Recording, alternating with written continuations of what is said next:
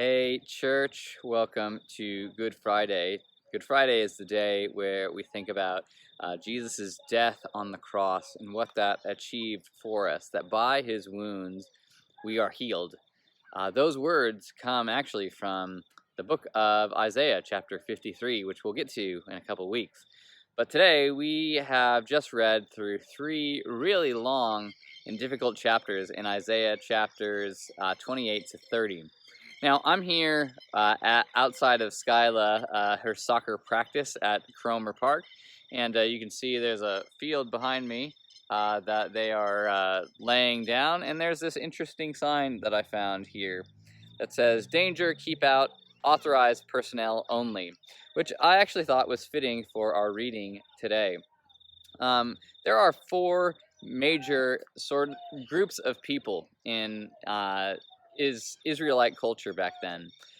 Kings, who were obviously the rulers and the people who were thought to be chosen by God to lead God's people. So kings, priests, who were those people who had been chosen long ago by their bloodlines to be the people to represent God to others and to speak God's words to the people.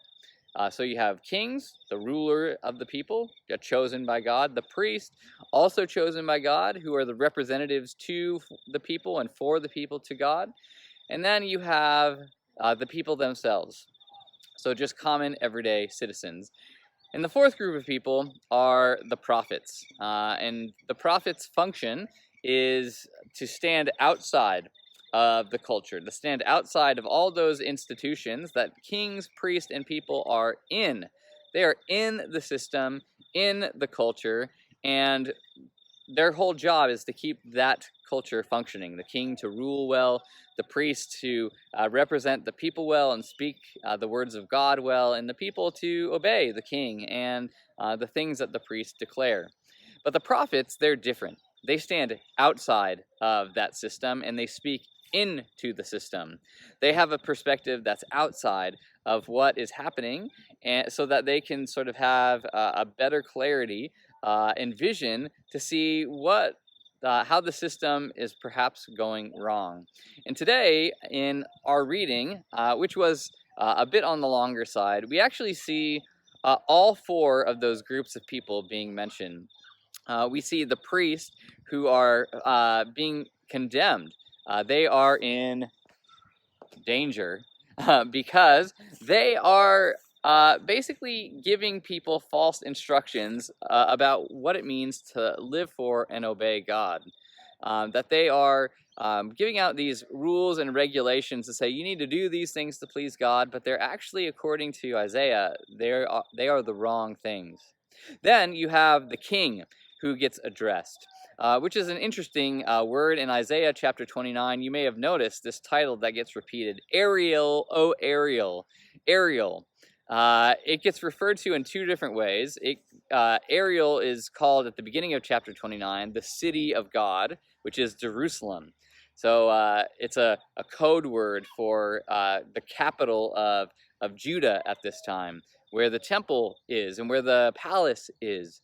But Ariel also is a code word for the king of Jerusalem, the king who rules over the city of Jerusalem.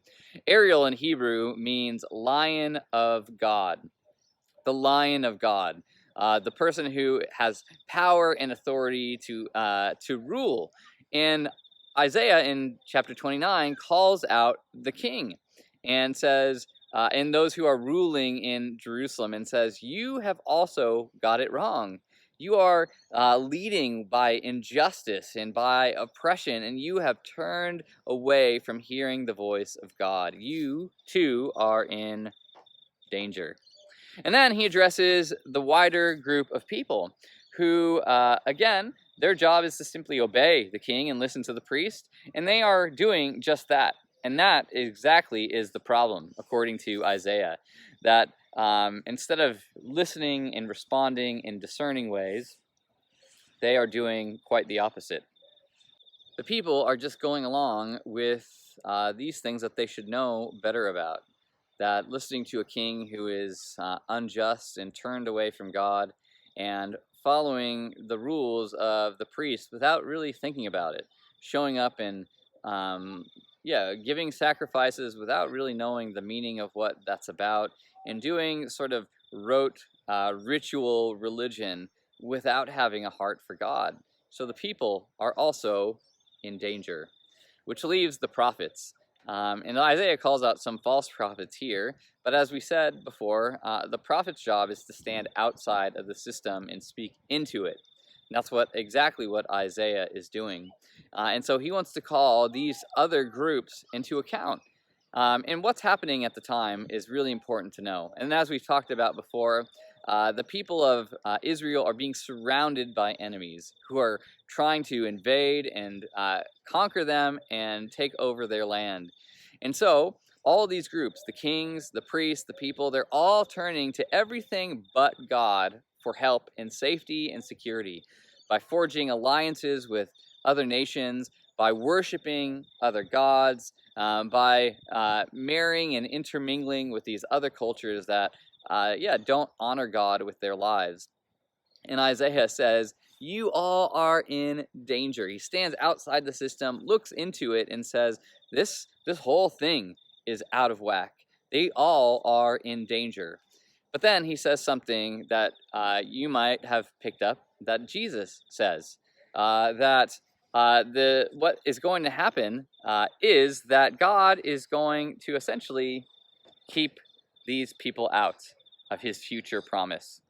That they'll have ears to hear what Isaiah has to say. They'll have eyes to see, but they won't really listen, and they won't really understand.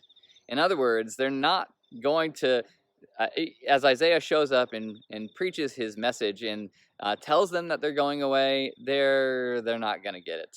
They're going to be kept out of God's promises. And that Isaiah emphasizes only authorized personnel are going to actually understand and change. That those people that can break through the system and see the evil and injustice that's going on, and trusting in other things other than God for your safety and security in your future, are not going to lead you anywhere. But only those who God authorizes, who God allows to actually understand this and have the wisdom and discernment to see what's going on in the system and can remove themselves and respond differently, only they are going to inherit the promise. So this is a warning for God's people, that though you think you are in the system, you are on the inside, you're doing all the things that you think you should be doing, exercising power, doing religious rituals, following all the rules that you think that you should follow, but you're not actually having a heart for God. You're not living a life of wisdom and discernment and trying to turn your heart toward God. You are in danger, and God is going to keep you out. So the hope is that you and I will be the authorized personnel only that can respond rightly and inherit that promise. So that is our challenge today on this Good Friday, as we remember that those who respond to the message of Jesus won't be in danger.